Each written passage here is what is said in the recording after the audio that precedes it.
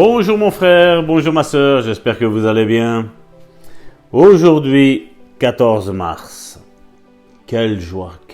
Quand je regarde dehors, je vois le soleil ici aujourd'hui en Belgique. Je suis vraiment dans la joie de voir que Dieu a fait encore une nouvelle journée. Ses bontés se sont encore renouvelées ce matin.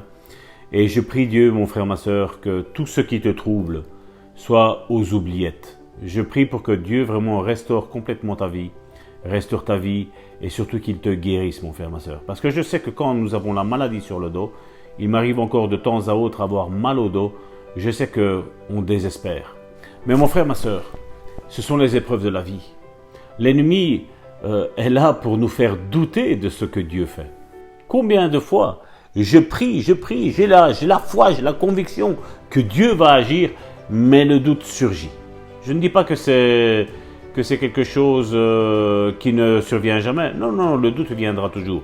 Mais c'est à nous, à lui empêcher de faire son nid dans notre vie, mon frère, ma soeur. Nous devons le chasser au nom puissant de Jésus. Et aujourd'hui, en ce 14 mars, j'aimerais te lire un texte qui se trouve dans la première épître de Timothée au chapitre 5, verset 22.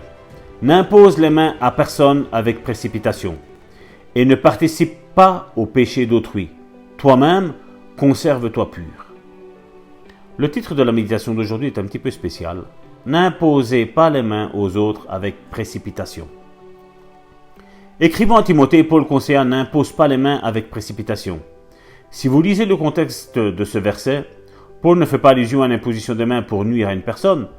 Il parle de la doctrine de l'imposition des mains.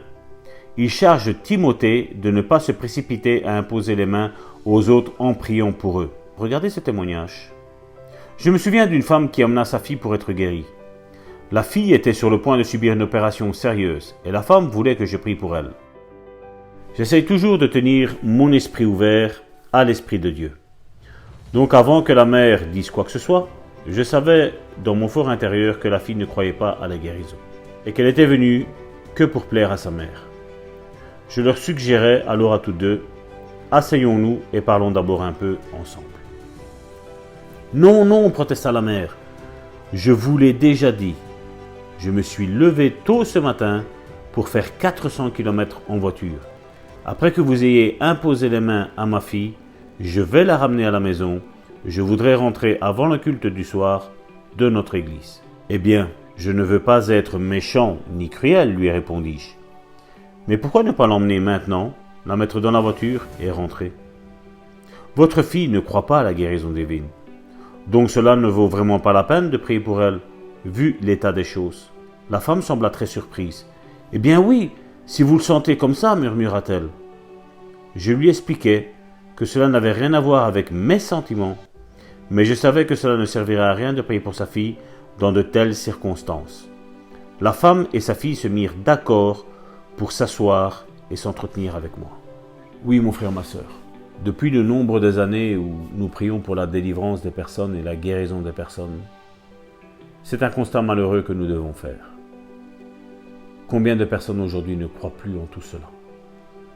Combien aujourd'hui vont à l'église, dimanche après dimanche, réunion de prière après une réunion de prière, étude biblique après étude biblique, culte après culte, et rien ne se passe dans leur vie. Ils ont une vie morte comme leur foi. Ils ont une vie morte comme leur église. Je le disais l'autre jour à l'église, si nous retirons tous les miracles, toutes les guérisons de la Bible, que nous reste-t-il à lire? Plus rien du tout, mon frère, ma soeur. Plus rien du tout. Alors je n'arrive pas à comprendre comment aujourd'hui encore, le peuple de Dieu, qui dit croire en Dieu, ne croit plus aux miracles et aux guérisons. Il est si facile de croire. Mais pour obtenir la guérison, mon frère, ma soeur, il faut bien plus. Bien plus qu'une simple croyance, bien plus qu'une simple église, bien plus qu'une simple onction. Mon frère, ma soeur, il faut faire une bonne déclaration. Une bonne déclaration pour renverser cette méthodologie qui aujourd'hui est dans l'Église. Amen, amen. Seigneur, nous voulons, Seigneur, nous accorder avec ta parole encore en ce jour. Et nous voulons faire une bonne déclaration pour cette nouvelle méditation que tu nous donnes, en disant « Je crois et je confesse que la guérison divine est pour moi. Je crois à la guérison divine et je me tiens prêt à la recevoir quand on m'impose les mains.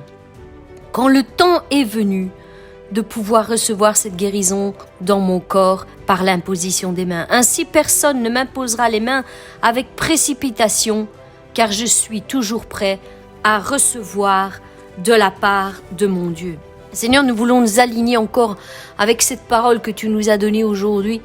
Et Seigneur, nous voulons tenir notre cœur prêt à recevoir notre guérison quand ton serviteur, ta servante, se met à disposition pour prier pour nous aider à recevoir notre guérison, Seigneur. Et nous, en tant que serviteurs et servantes de l'Éternel, nous ne voulons pas imposer les mains avec précipitation sur nos frères et nos sœurs. Nous voulons d'abord discerner les temps et les circonstances, Seigneur. Mes bien-aimés, je vous souhaite une excellente journée et je vous donne rendez-vous à demain.